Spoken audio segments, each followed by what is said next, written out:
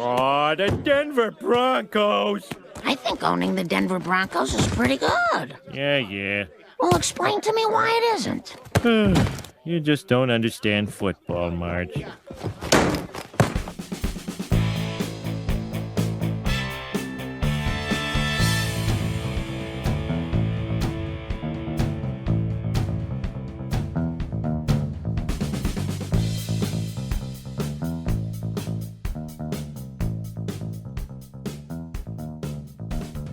What's up, everybody? Welcome, one and all, to Titans Tube. The season is just around the corner. My name is Justin. This is Jake with me here, and we are going to be breaking down the Week 1 matchup between the Tennessee Titans and the Denver Broncos on Monday Night Football, the second game. Boom, boom, boom, boom. Man, gotta love that tune. I can't wait. I'm so jazzed. Yeah, I'm very jazzed as well. Man, it feels good to have football back. We're going to be doing these Week 1 previews weekly, hopefully. I know we didn't really get around to doing them last season, at least in the latter half of last season. But hopefully, yeah, we're back on track to giving our preview breakdowns, Jake. So shall we? Shall we do this thing? We shall. We shall. Shall indeed. Before we get into the breakdown, let's take a look and remember what happened last time that these teams matched up. It was an ugly slaughter. Good. It was disgusting. It was a shutout to the tune of 16-0. A very horrible, poor offensive performance. But was it a blessing in disguise? Because then comes in Ryan Tannehill to replace Mariota, and the next thing you know, we are facing the Chiefs in the AFC Championship. What a roller coaster! It made it a little easier to forget that game. Yeah. So I don't know. Do we like the Broncos or do we hate them because they embarrassed us on the football field? Yeah, you know, they embarrassed us for sure. That was quite the pathetic showing, and we've seen some pathetic showings as Titans fans, without a doubt. This is just the second play today that Tennessee has run in Denver's territory. Tannehill chased down and sacked. Yes. But it did give us Ryan Tannehill, as I like to say. So yes. Maybe I like what you said, blessing in disguise. So, man, yeah, that was it was still rough. It was rough at the time. I thought we were hitting rock bottom there. But but that matchup, I mean, that was the Joe Flacco led Broncos. They have Drew Lock in here now. Not only that, but of course Ryan Tannehill is going to be the starting quarterback. So we're in with additions and departures from different players from both teams. This is going to be just a totally different, but it's going to be a totally different game from that matchup last year. And I did really quickly, if you all would indulge me, to run down a few of these additions from the Broncos this year. Or let's start with the departures. They released or did not re-sign Chris Harris Jr., one of the top cornerbacks in the league. I guess they couldn't afford him. I'm not sure what the situation was there. They traded away their fullback, Andy Janovich. In a very surprising cut, apparently, their leading tackler from 3 of the past 4 seasons, linebacker Todd Davis, was released by the Broncos. I'm not sure what's going on there. I don't know the details of that situation. It seems like Broncos fans were all kind of surprised that happened. But that's like good for the Titans, right? That's like one less great player we have to go up against. Yeah, for sure. So those are the key departures from what my limited research told me. But they did replace some of those players. They added A.J. Boye from the Jacksonville Jaguars to replace Chris Harris Jr. They also signed former Chargers running back Melvin Gordon. So they kind of have a 3-headed attack in the running game this year. We'll get to him later. And also, of course, a 5-time consecutive Pro Bowler, Titans great Jurrell Casey is now on that defensive line, next to a couple great pass rushers, one of them being a Super Bowl MVP. So that's not good for us.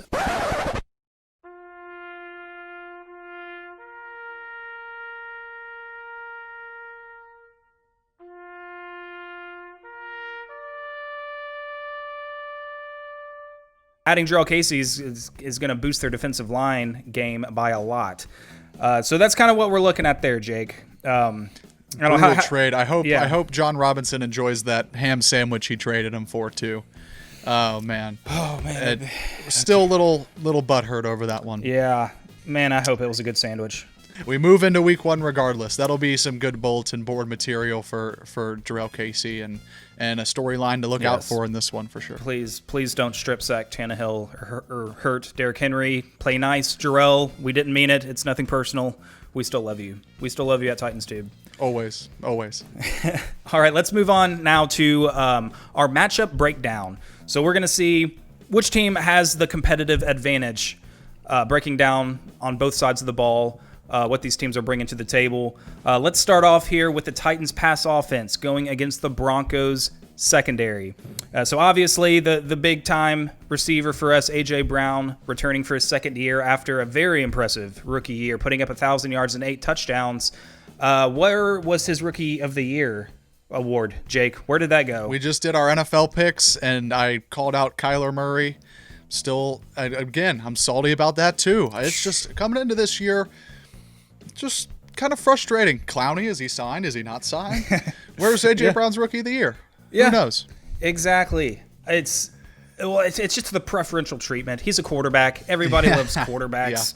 I mean, Vince Young won Rookie of the Year, and he That's true. threw up a bunch of interception. He had a terrible touchdown to interception ratio, if I remember correct. But anyway, so A.J. Brown, he's got that chip on his shoulder. He's gonna prove that the Rookie of the Year went to the wrong hands. Hopefully, obviously with him, we've got Corey Davis in a contract year. Lots of eyes are going to be on him. How is he going to produce? Our 5th overall pick from 2017. Has not really put up the numbers, but a lot of people can see that this guy is a quality receiver. I mean, good things happen when the ball's in his hands, and he's always a great blocker downfield, springing big plays happening.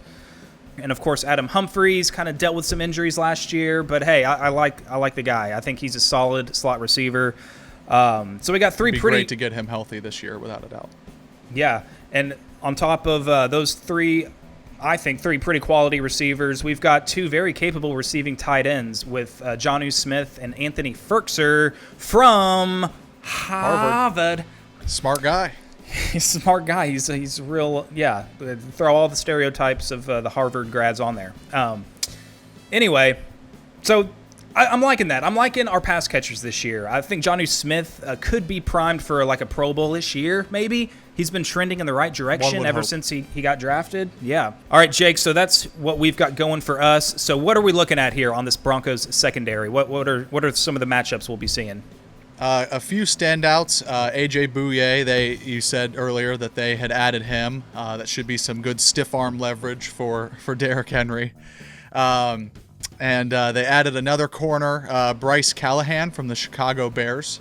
But they are anchored back in the safety position with Justin Simmons, and then Kareem Jackson's always a good veteran to have back there in the defensive backfield. So we'll see how they match up against it. I'm kind of leaning toward the Titans pass offense having the advantage here, just because I feel like we're starting to finally put it together with offensive weapons in Jonnu Smith primed for a breakout year, and it's a matter of time with Corey Davis and everybody you named. I'm excited about the possibility of the Titans pass offense this year. Yeah, I would definitely give the edge to the Titans pass offense as well. And you mentioned it back in our picks video. If you missed that video, go back and watch it. You made a good point about the continuity with the offense, where that doesn't seem to be the case with this secondary. They're getting Bouye there, who's new. They're also Bryce Callahan. New faces, without a doubt. Yeah, we'll see how these newcomers mesh with the defense, if they're able to plug and play right away, or if it's going to take some time for them to kind of have that chemistry down. So I think as far as it being a week 1 game, I do think the Titans should and will hold the edge here. And also a point of note that I think plays in our favor as well is that we're pretty familiar with 2 of those defensive backs in A.J. Bouye and Kareem Jackson. They both spent several years in Houston, and then A.J. Bouye went to Jacksonville for a few years after that. So we are very familiar with a couple of these players. So I think that'll play into our advantage as well. So give us a check mark here. Next matchup is going to move right along to the Titans rush offense versus the Broncos rush defense and kind of their front seven. Yeah. Obviously, the offensive line mostly intact for the Titans from last year coming to this year. The only change is Dennis Kelly is going to be starting at right tackle. Isaiah Wilson apparently hasn't been up to snuff really, so he's going to be kind of a more rotational guy. And then obviously that running game anchored by Big 22, Derrick Henry, King Henry. We are not worthy. We're not worthy! We're not worthy! Obviously, as Titans fans, we're going to come into this game puffing our chest about how good this running game is, and the addition of Darian Evans out of the backfield catching the ball. I know that's more of the pass offense, but he's still a backfield weapon for them. If you want to pick up the defense and see who they're going up against in that front seven, because it's pretty good. Denver's got a good front seven. Man, they sure do. It's going to be a challenge. I know that the Titans, we've got the rushing champion from last year. I think Darrington Evans was a good draft pick. I'm expecting him to be a good compliment for Henry. But it's going to be tough against this defensive line. Obviously, we mentioned Jarrell Casey. I mean, we're biased, but I feel like he really is one of the best and most versatile defensive linemen in the league. And they're getting, obviously, Von Miller, former Super Bowl MVP. That dude's going to bring it. And Bradley Chubb is coming back. I think he is dealing with a little bit of an injury from it might be the same injury from last year, or maybe he tweaked something else. But I think he's expected to play, and he looked like one of the more dominant pass rushers in the league in his first year. So if he gets back to that coming form, coming in, he's going to be on a pitch count kind of in this game. I think they're going to limit his snaps to some capacity, so that could work out as well. Anybody we can get out of this front seven rotation. Anybody that we can just have on the sideline for as much as possible. Yeah, that would help. So they got some dynamic pass rushers there, and along with Jarrell Casey on that defensive line, they've got some good big guys as well. I know Mike Purcell is kind of the nose tackle there. There's kind of one of the interior lineman guy, and I know a lot of people speak highly of him, as well as Shelby Harris, who's a defensive end who recorded a career-high 6 sacks last year. He's a big guy on the defensive line, and they each had, both Purcell and Harris both had 8 tackles for loss last year. So they're guys that are able to get pushed. They can get behind the line of scrimmage and take down some backs for loss of yardage. So these guys can play. So I think it's going to be tough. How would you think this advantage matchup key advantage thing should swing? I'm almost torn because I do want to give proper respect to that Broncos defensive line. With the rushing champion, Derrick Henry, all things are possible, we like to say. Yes.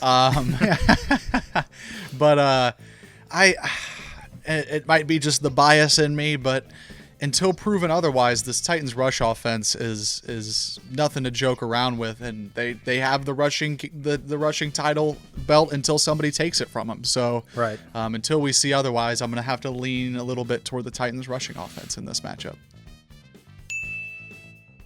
That is now 2 advantages for the Titans against the Broncos here. That's looking coming good. From the Titans podcast channel. Coming from a Titans channel. Because obviously we're winning the Super Bowl, so... all right, so let's now move on to the other side of the ball. Broncos pass offense going up against the Titans secondary. So Jake, take it away. What do the Broncos have with their passing this year? Drew Lock, second-year QB out of Missouri. He was 4-1 at the end of last year. He showed a lot of sparks as a rookie. I know Denver's very high on Drew Lock, and they added a lot of weapons around him. He almost reminds me of like a young kind of swagger type guy, like a Baker Mayfield almost. But he, won a few more games at the end of last year than Baker. But that's beside the fact. But they added a ton of weapons around him. Obviously, he has Cortland Sutton. He was over 1,100 yards last year with Drew Lock throwing to him. They picked up Jerry Jeudy in the draft to try and make that wide receiving corp a little deeper. And then they have a wide receiver by the name of Deshaun Hamilton, and then Noah Fant. He only had 40 receptions last year for 500 yards, which is not bad, but out of a first-round pick at tight end, you'd maybe expect to see just a touch more, maybe in his second year. So we might have our hands full there with a lot of the young weapons they have. But again, going back to the picks video, we harped on there's no preseason, and this offseason's a little different, so we'll see how this young core can come together. Going up against a Titans pass defense that wasn't bad last year. If you want to pick that up, Justin, and highlight some of those matchups. I definitely will, because this group is one of my favorite groups on the Titans roster. Starting with, I believe, is the best safety tandem in the NFL. Yes, bias is there, but it's true. It's facts, people. My bias is facts. Kevin Byard, All-Pro, one of the top safeties in the entire league himself, and then Kenny Vaccaro, the hard-hitting, strong safety. Hard to go wrong with that duo. Yeah, hard to go wrong. He complements Kevin Byard so well, and he can do so many different things. He's very versatile. So, yeah, we got that going for us. And thank goodness at the cornerback position, we have returning Malcolm Butler, who was having a really good season for us until he broke his wrist against Carolina. And then Adoree Jackson making his return. I know he kind of was off and on the field at the end of last year with injuries, but he did come back for the playoffs. So really looking forward to Adoree Jackson. A lot of people think that he's setting himself up for a nice payday at the end of this year. So hopefully he makes the most of his opportunities. Very well could. He doesn't have a lot of interception numbers. A lot of people that don't watch the Titans and are kind of just looking at stats, believe me, Adoree Jackson can play some cornerback. It's probably one of the fastest, if not the fastest player on our team. And, of course, we got Christian Fulton filling that hole that Logan Ryan left behind, drafted out of LSU, which will be an interesting matchup, seeing him possibly going up against Jerry Jeudy, who played at Alabama. And, they probably did have a couple matchups back in college, so they got a little bit of familiarity with each other there. So I really like our group of cornerbacks as well. Let's see. We also signed Jonathan Joseph. Want to mention him. He's more of a depth guy. I'm not sure how much he's actually going to see the field. I'm not sure if... As long as he recruited Clowney. Yeah, if he can recruit Clowney, then he's done his job and we can just cut him. Yeah. No, he might come in and be a solid depth guy. Hopefully Christian Fulton is able to win the third cornerback spot over him. Mm-hmm. Just because I get nervous when there's really old people that come in. Like Cameron Wake last year gave us one awesome game in week 1. And then he kind of fell off, and then he got hurt, and he was out for the rest of the season. Yeah. So hopefully something like that doesn't happen. So yeah, that's kind of our main guys in our cornerback group. So I mean, getting Malcolm Butler back and having Adoree Jackson there. Really though, the Cortland Sutton though is the one guy that kind of concerns me. Do you think? I'll just say, who do you think has the advantage here? I mean, yeah, they've got some unproven rookies on Denver, but Cortland Sutton can ball. And if Drew Lock is able to have some time back there to pitch in some throws, then he could cause some problems. I know it's kind of a strict passing offense, passing defense kind of thing, but Denver's offensive line is kind of a spot of concern, and it's all about if the Titans and hopefully Jadeveon Clowney, there's that name again, can get to him next week. That'll heavily affect the passing game.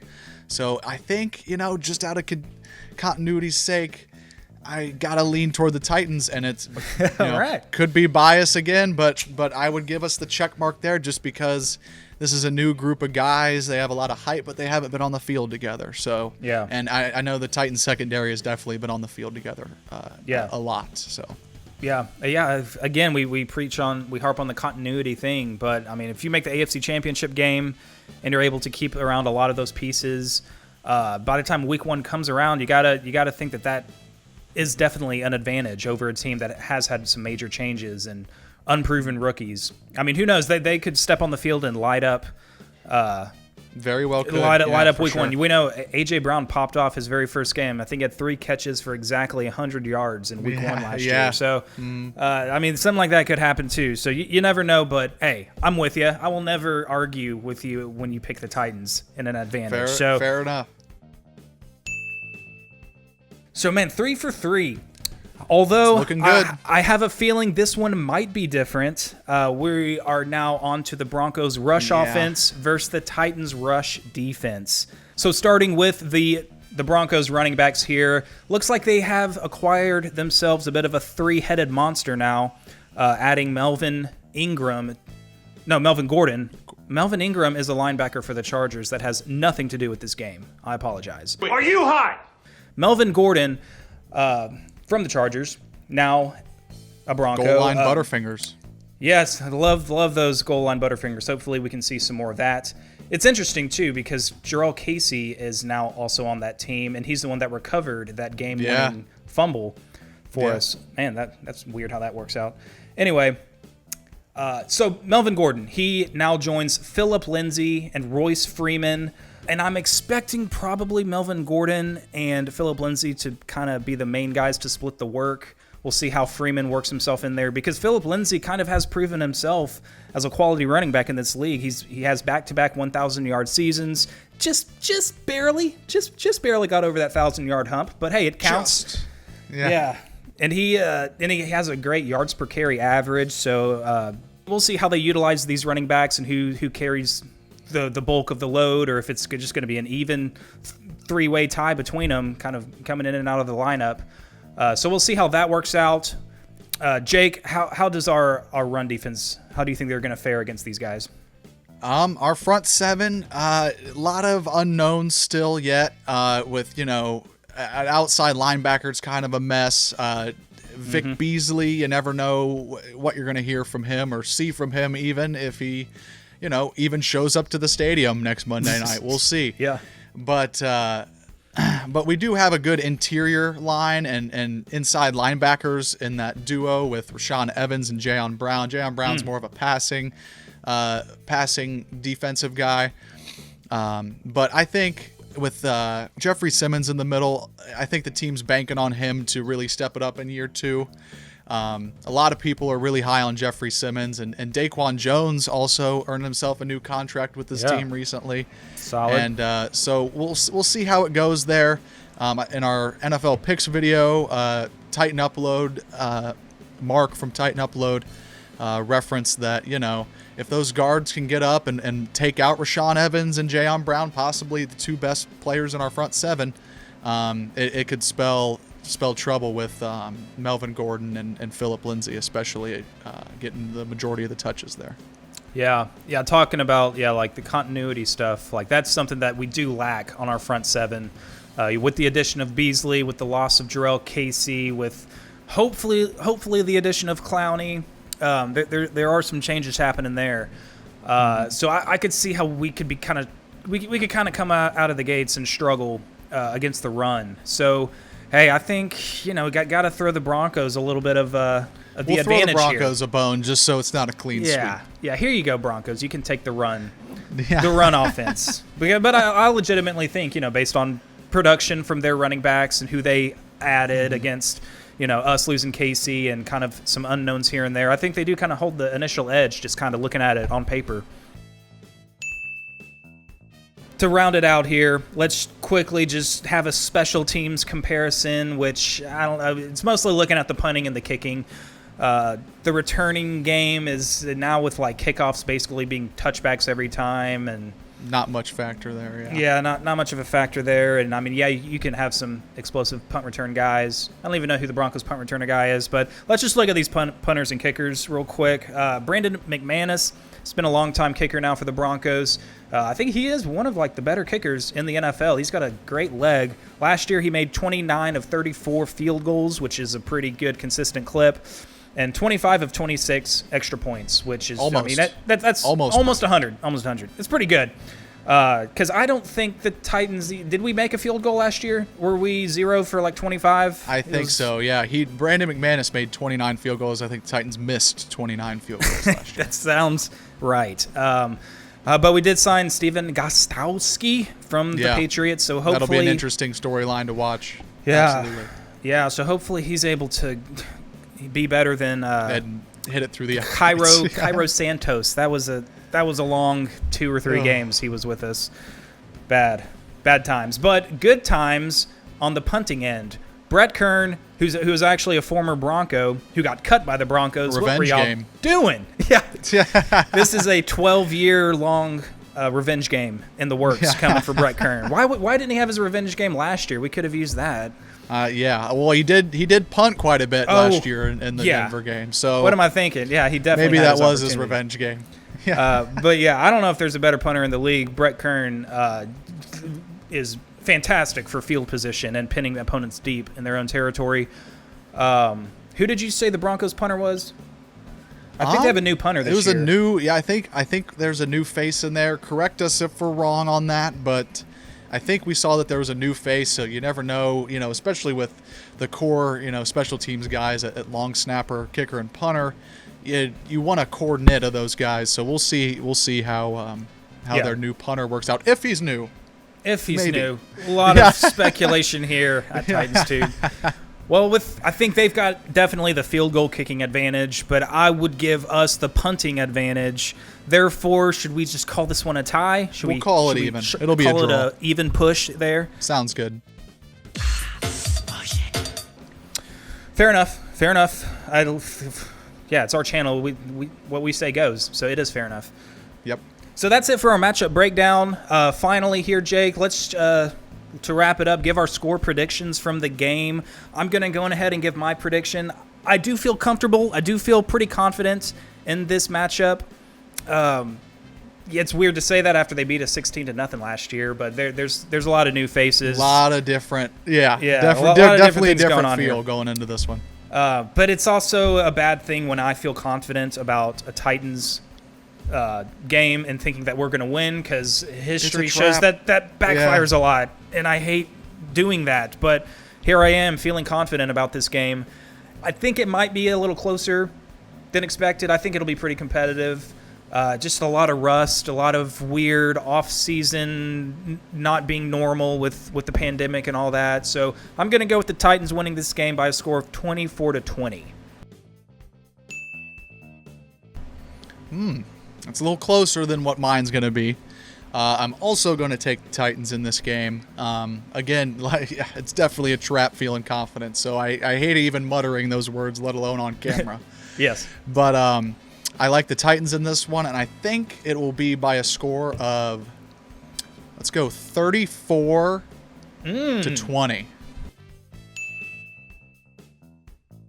Offense popping off. I like it. Okay, it'll be 27-20 late in the game. They're going to hand the ball off to Derrick Henry, and he's going to do the thing where he hits the home run, walk-off, touchdown to make it 34-20. That's going to be my score prediction. I like that, yes. See, maybe my 24-20 means that we're going to be up 24-13, and they're going to get a garbage touchdown with like 5 seconds left. Hey, that could be true, something too. like that could happen. Well, then they would go for 2 and either make it or not make it, because why would they kick an extra point with that little time? I'm getting way too deep now. I'm in way too deep with my score prediction. We'll save that for the right before bed thoughts. Like, yes. Oh, geez, right before I go to bed, I'm haunted by these scenarios. Well, with that, I believe that's going to wrap it up for our preview video. I hope you guys enjoyed it. We're going to try to continue to do these on a weekly basis for the rest of the season. Drop a like, drop a comment. Please subscribe if you hadn't already. What are you doing if you don't subscribe? You're not a true Titans fan if you don't subscribe. But yeah, there we go. Jake, any final words?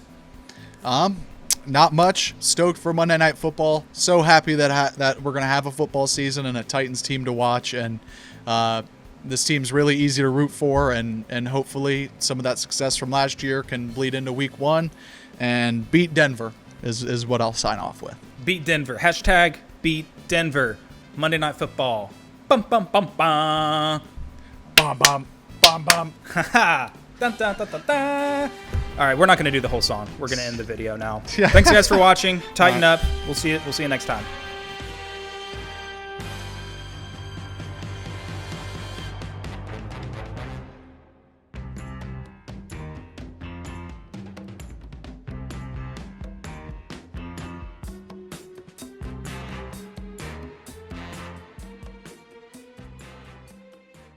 Oh, wait a second. Hold on, I'll cut off this part. I just took your job. I just realized that It's you were all supposed right. to do this. It's all right. I was trying to frantically read the paragraph below. Dude, I'm sorry.